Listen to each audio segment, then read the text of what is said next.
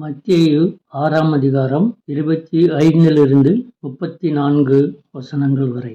எண்ணத்தை உண்போம், எண்ணத்தை குடிப்போம் என்று உங்கள் ஜீவனுக்காகவும், எண்ணத்தை உடுப்போம் என்று உங்கள் சரீரத்துக்காகவும் கவலைப்படாதிருங்கள் என்று உங்களுக்கு சொல்லுகிறேன். ஆகாரத்தை பார்க்கிலும் ஜீவனும், உடையை பார்க்கிலும் சரீரமும் விசேஷித்தவைகள் அல்லவா? ஆகாயத்து பட்சிகளை கவனித்து பாருங்கள். அவைகள் விதைக்கிறதும் இல்லை, அறுக்கிறதும் இல்லை, களஞ்சியங்களில் சேர்த்து வைக்கிறதும் இல்லை. அவைகளையும் உங்கள் பரமபிதா பிழைப்பூட்டுகிறார். அவைகளை பார்க்கிலும் நீங்கள் விசேஷித்தவர்கள் அல்லவா? கவலைப்படுகிறதினாலே உங்களில் எவன் தன் சரீர அளவோடு ஒரு முழத்தை கூட்டுவான்? உடைக்காகவும் நீங்கள் கவலைப்படுகிறதென்ன? காட்டு புஷ்பங்கள் எப்படி வளருகிறதென்று கவனித்து பாருங்கள். அவைகள் உழைக்கிறதும் இல்லை, நூற்கிறதும் இல்லை. என்றாலும் சாலமோன் முதலாய் தன் சர்வ மகிமையிலும் அவைகளில் ஒன்றைப் போலாகிலும் உடுத்தி இருந்ததில்லை என்று உங்களுக்கு சொல்கிறேன். அற்ப விசுவாசிகளே, இன்றைக்கு இருந்து நாளைக்கு அடுப்பிலே போடப்படும் காட்டுப்புல்லுக்கு தேவன் இவ்விதமாக உடுத்துவித்தால் உங்களுக்கு உடுத்துவிப்பது அதிக நிச்சயம் அல்லவா? ஆகையால் எண்ணத்தை உண்போம், எண்ணத்தை குடிப்போம், எண்ணத்தை உடுப்போம் என்று கவலைப்படாதிருங்கள். இவைகளை எல்லாம் அஞ்ஞானிகள் நாடி தேடுகிறார்கள். இவைகளெல்லாம் உங்களுக்கு வேண்டியவைகள் என்று உங்கள் பரமபிதா அறிந்திருக்கிறார். முதலாவது தேவனுடைய ராஜ்யத்தையும் அவருடைய நீதியையும் தேடுங்கள். அப்பொழுது இவைகளெல்லாம் உங்களுக்கு கூட கொடுக்கப்படும்.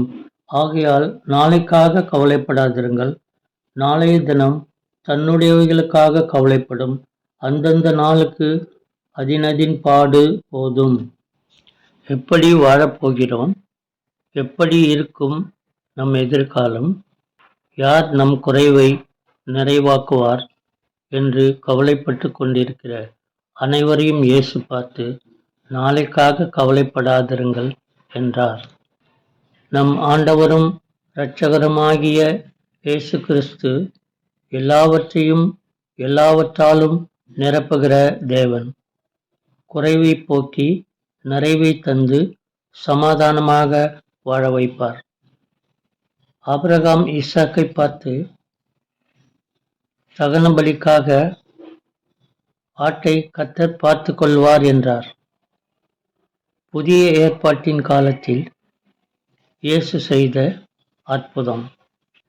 மார்க்கு 9 அதிகாரம் 21-27 வரை.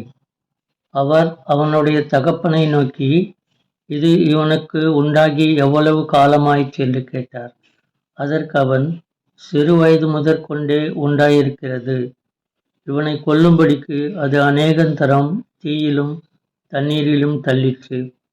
நீர் ஏதாகிலும் செய்யக்கூடுமானால் எங்கள் மேல் மனதிறங்கி எங்களுக்கு உதவி செய்ய வேண்டும் என்றான்.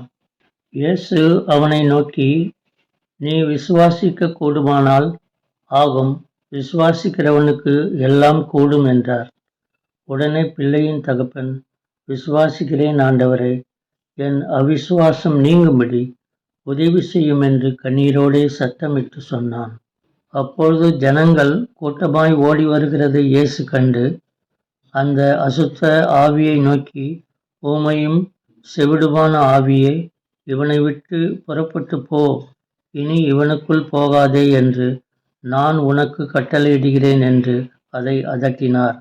அப்பொழுது அது சத்தமிட்டு அவனை மிகவும் அலைக்கழித்து புறப்பட்டு போயிற்று.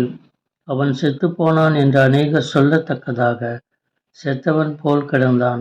இயேசு அவன் கையை பிடித்து அவனை தூக்கினார். உடனே அவன் எழுந்திருந்தான். இன்றே இயேசுவை நம்புங்கள். அவர் உங்களுக்கு அற்புதம் செய்வார். உங்களை சமாதானமாக வாழ வைப்பார். கடைசி வரை உங்களோடு இருந்து உங்களை ஆசீர்வதிப்பார். ஜெபம். இயேசுவே, உம்மையே நம்பியிருக்கிறேன்.